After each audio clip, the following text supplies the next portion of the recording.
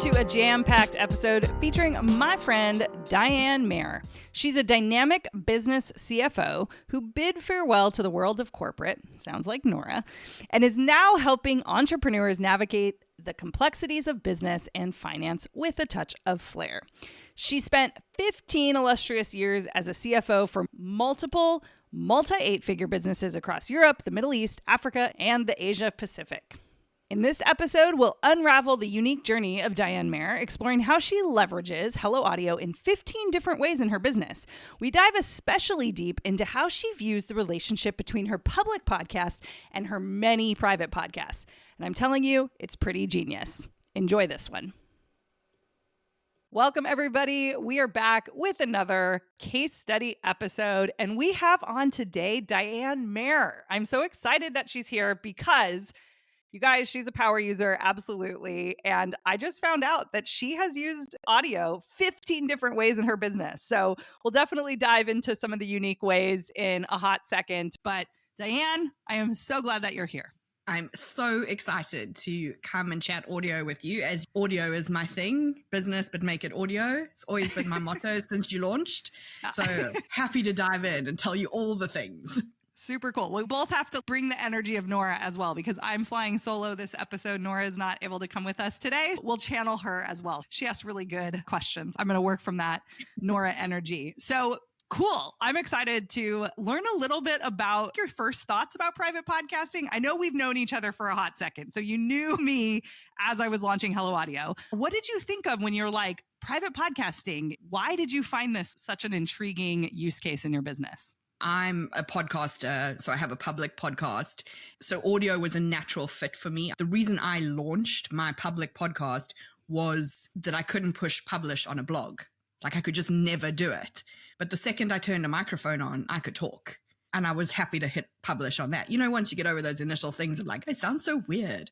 And so for me, the idea that I could bring that to the other parts of my business that felt really time consuming, that felt really, I need to design something in Canva, that felt like I needed to worry about hair and makeup, and make it like audio that I was already really comfortable with, made it an actually really easy transition for me. I don't think I had that much fear around it. I was more like, what can I do with it? And you and I joke that poor Derek, who was on the help desk at the start of things, had me in his ear like every week going, could we make it do this? How do we make it do that? So I think for me, it was more excitement than any nerves or anything. Let me just say, we loved having you do that because I think it was people like you who really pushed Hello Audio to that next level. Like when we thought of this idea, it was focused on courses and we knew it could be used in marketing, but it's always been just something that has made me really happy. And like, we have a cool product when people are using it in ways you didn't even imagine. The amount of boxes I get from Diane, like, this is what I'm thinking. Should I do this? And I'm like, go for it, girl. I love the way your brain works. So yeah, we love experimenters and innovation for sure at Hello Audio. And I think that was a big segment of our user base. It's a new thing, and experimenting with things. I think it's just easier to experiment with audio too, based on what you said. Like, it's easier to not have to deal with all the video and stuff. It's just, does it work or not? Did it work? Maybe, or maybe I edit this out or whatever. It just seems lighter. Yeah, I think it's quicker as well. Like, I think if you think I'm going to experiment with a course, traditionally you would be like, okay, let me go and pre-sell it. Then I'm going to teach it live, like all the good things. Whereas with audio, you can throw out a like mini feed to see if there's even any interest around the topic, which I've done a couple of times, and then be like, okay, how do I develop that? Where am I losing people in the topic? Where do they stop listening? But actually all it's taken you is maybe 20 minutes.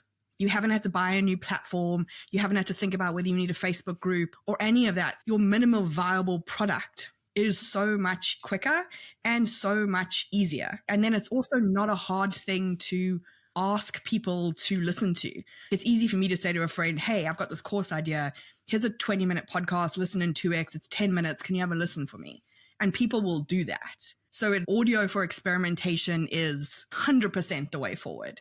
I don't even think I've thought about it. I have, but I don't think even just the way you just phrased that last part, let me send this over to a friend or like a couple people. Sure, we have Voxer, but there is something more intentional about sitting down with your microphone. You know how Voxer, you're like looking at that green, like you're like babbling and then you hit the 15 minutes. It isn't this nice concise and thought through thing. Sure, you can throw a topic around, but hey, what if you threw out an outline and prepared a little bit and it was also audio? That does seem a lot easier. And from the receiver end of it, it's so true. If you were to say, hey, Lindsay, watch 5 of these videos, basically no one asks that because it's ridiculous.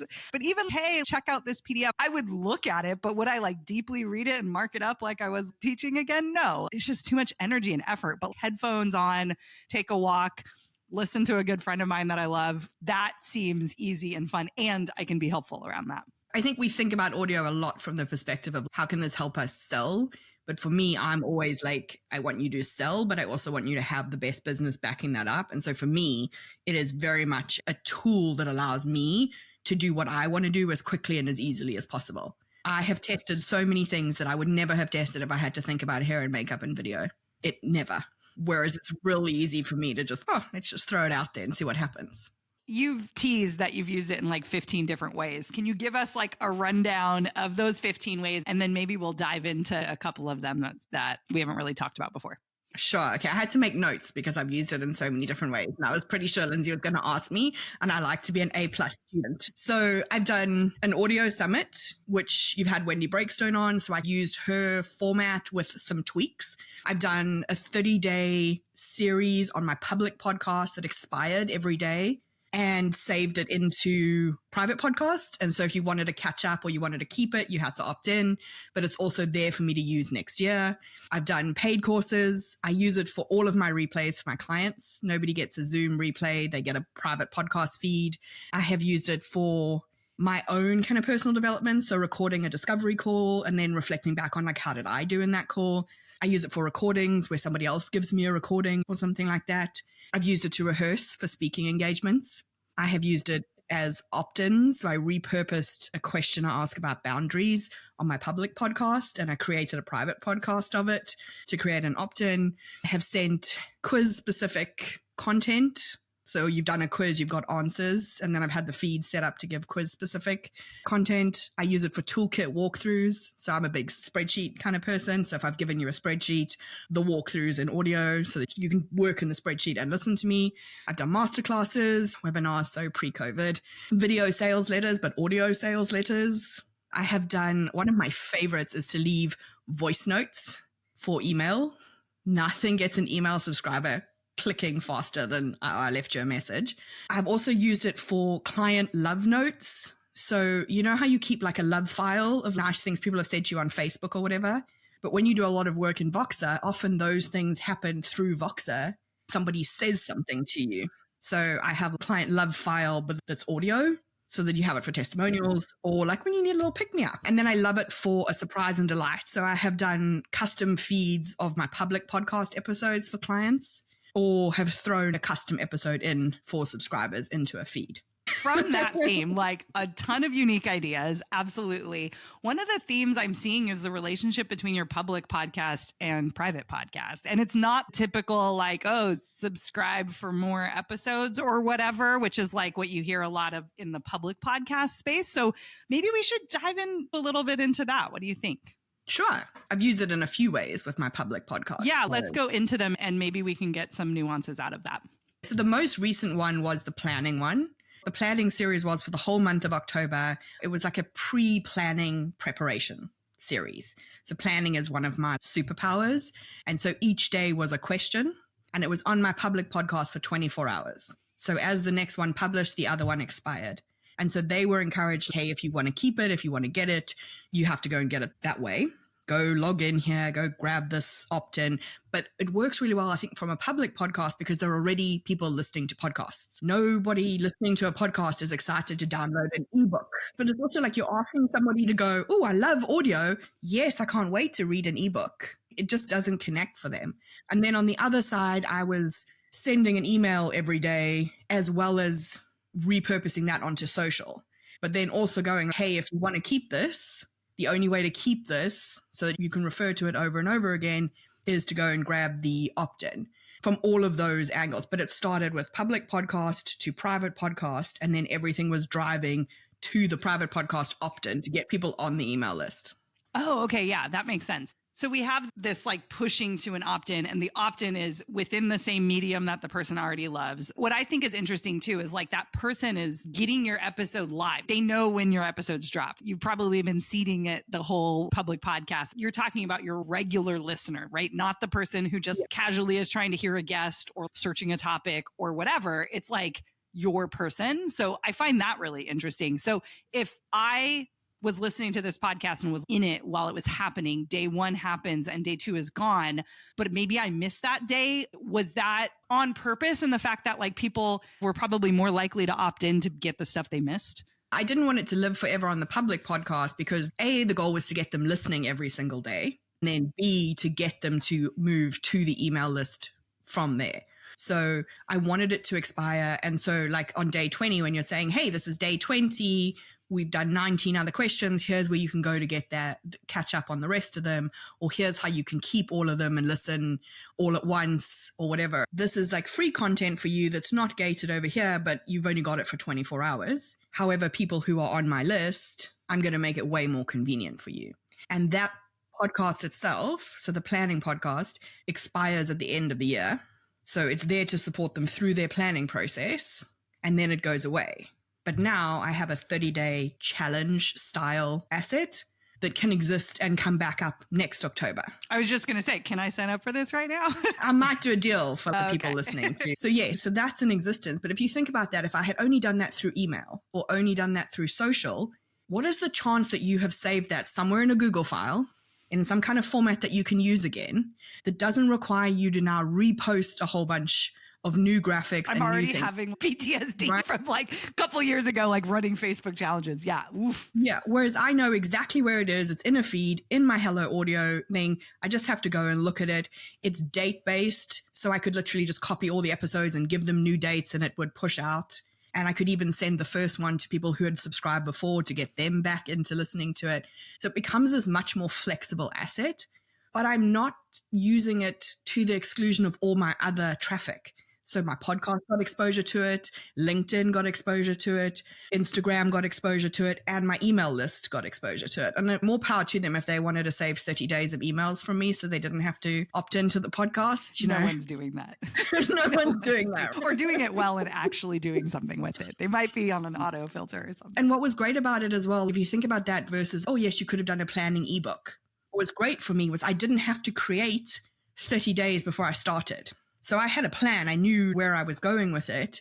But if I got inspired on the one day with a new question that I wanted to ask, because none of these questions I asked were particularly easy or very standard planning questions, I could then riff on that one. And I could slot it into whatever day I wanted to slot it into. And then I could batch out for a week if I wanted to. And so it gave me so much flexibility that you don't have in a different kind of opt-in or where you need design or where you need to be prepared in advance. So I recorded the podcast and that became an email. And the email wasn't to drive anyone to the public podcast. It was just to drive them to save all of this for later by getting the private podcast. So it wasn't pushy to them. They got all the information they needed on all the channels. So it was great from an exposure perspective while I was creating this asset in the background that I can churn out every year.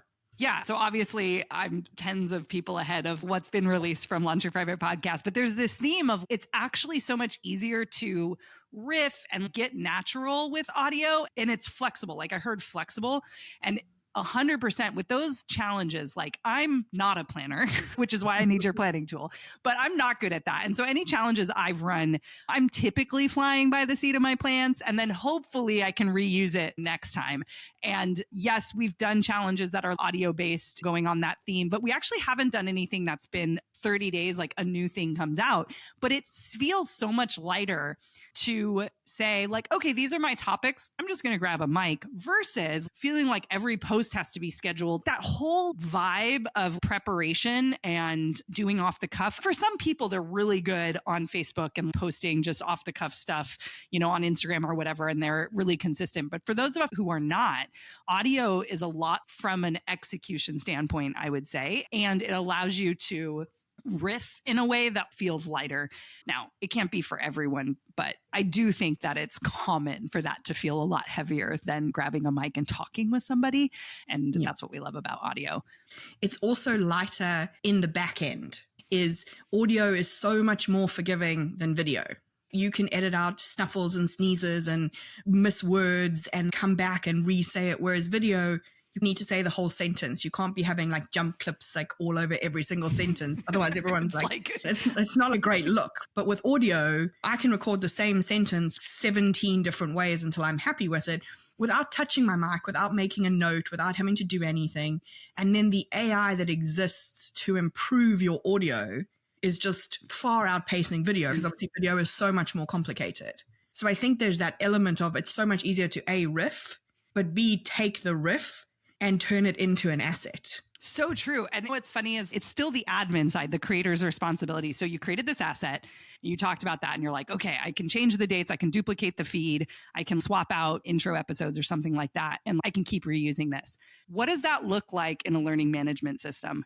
Not as easy, right? Because you're dealing with logins, you're dealing with whole other ball games. So it's not just the medium of video versus audio, but it's also how it's delivered. And it's in a podcast player, in a one-click email that automatically gets sent from Hello Audio. There's no logins that you have to deal with. And not only is that easier for the creator from an admin perspective, and you can get this asset out quickly and use it in totally different ways, but it's so much easier for the listener too. Like the person who owns all your shit, now all your stuff lives in their feed and they know exactly where to go to get Diane's XYZ thing.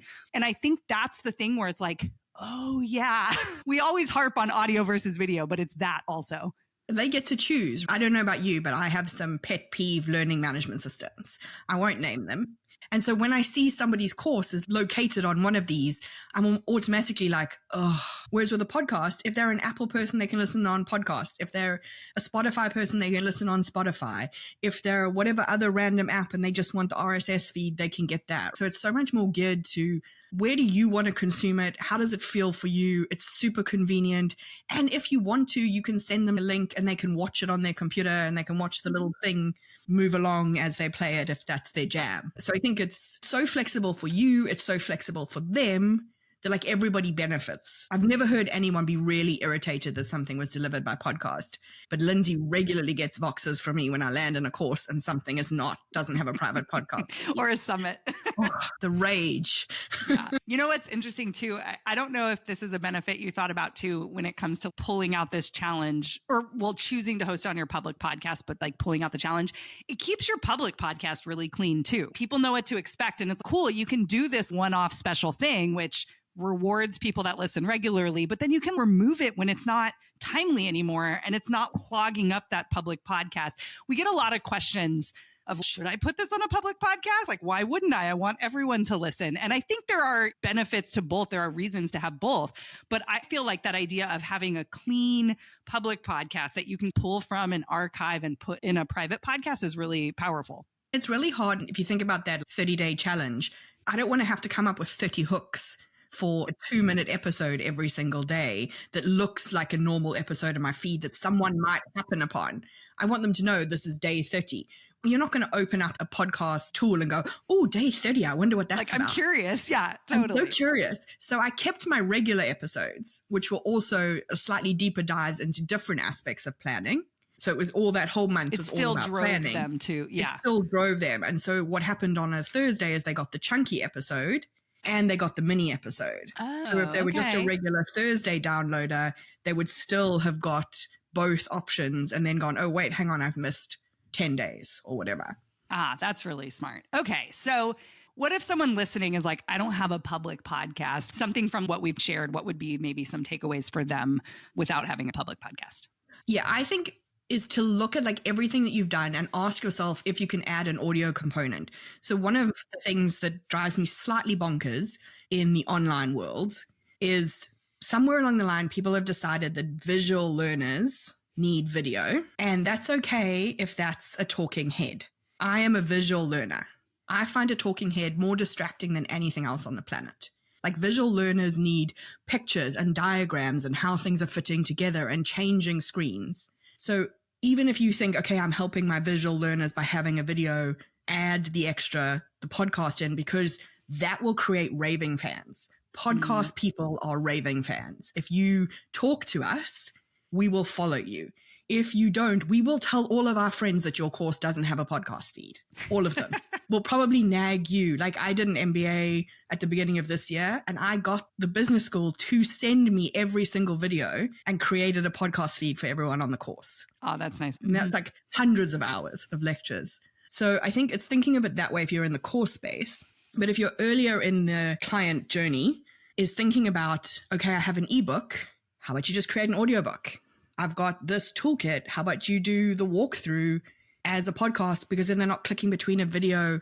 It's thinking about that way for like, how can I make it easier for the client? But then take a step back and go, what do you hate to do in your business? What do you hate when someone else does it when you're receiving services? I am never going to find the ebooks that I downloaded or the PDF that I downloaded. I'm not going to remember what it was. None of that's going to work for me. But if something's living in my podcast feed, chances are when I'm scrolling for something else in my podcast feed, I'm going to remember, oh, I've got this asset. I should go and listen to that again. I've got this recording. But also think about, where are you making these huge efforts that aren't being used? Like for me, I do recordings of my VIP days. I don't want to pay for the space to hold that recording. I know no client, even though everybody thinks they should get a recording of their session, no one is watching 3 hours of a Zoom call ever. However, if you put it into a podcast feed and they do want to revisit Hello Audio, you transcribe it, they've got the transcript, they can search, and now it's no longer your issue. It's just in a nice little feed. They can use it. It's there. I usually give it a year and then I just make it inactive. So it's still there if they panic and they need it, but it's not taking up my Hello Audio feed requirement. So it's like, how can I use this to bring more people into my business and make more money? And how can I use this to make what I do simpler? How can I experiment more easily? How can I make my life and my operations simpler? Even things like, if you think about your team, if you have a big team and you're hiring people, having them each record a mini episode to introduce themselves so that the new person can listen to that as a podcast before they join. Little things. There are always places along the way, because now you're not asking your team to do video. If people don't like video, they don't like to be asked to do video. It's going to take you way longer to get it. Even the summit example that we used, which is designed to bring people in. It's designed for leads. Off the back end, mine, I asked a standard question and everybody answered it. So Lindsay answered a question for me via Voxer. So I made it, how can I make it as easy for the person listening and as easy for the person who's involved in producing it to come together? And that's when suddenly you have 15 different ways you've used audio in your business. So good. And yeah, we've been saying over and over again, we're like, you probably should just put all your content library in a podcast form because it's so much easier to get out there. Super helpful. We didn't talk a lot about how your audience has responded. If you want to share some of the feedback you've gotten from people, maybe from those specific things with the public to private thing that you did, or anything else in your business and how you've used it. What I've found is doing it that way has got me more replies. So even when I'm talking about it in an email, someone will suddenly reply to me and be like, I'm loving this series. I'm really listening to it. And they're having like a deeper conversation with me and then going and commenting on the social media post as well. Oh, so that's maybe huge. Before they wouldn't have commented on the social media post, or they're liking a social media post, or they're sharing it. What I'm mostly seeing is engagement. So obviously like the summit drives like plenty of leads and stuff to you.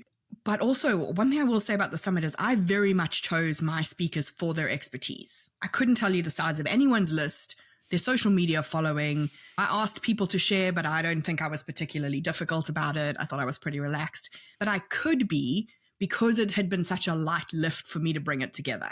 So you get to be a better person in your business. So suddenly the quality of leads that these people brought me were their raving fans, who were then wanting to tell me how excited they were to meet all these other people that they hadn't heard of, because they're not like the trendy experts, but they're actual experts. And so it allows you to show up in a different way, which then gets a different response. Whereas before, me trying to get people to respond on social media at the moment is so hard. And then I was also finding on my public podcast, I could see every day my unique listeners versus my downloads. My downloads were higher than my unique listeners every single day.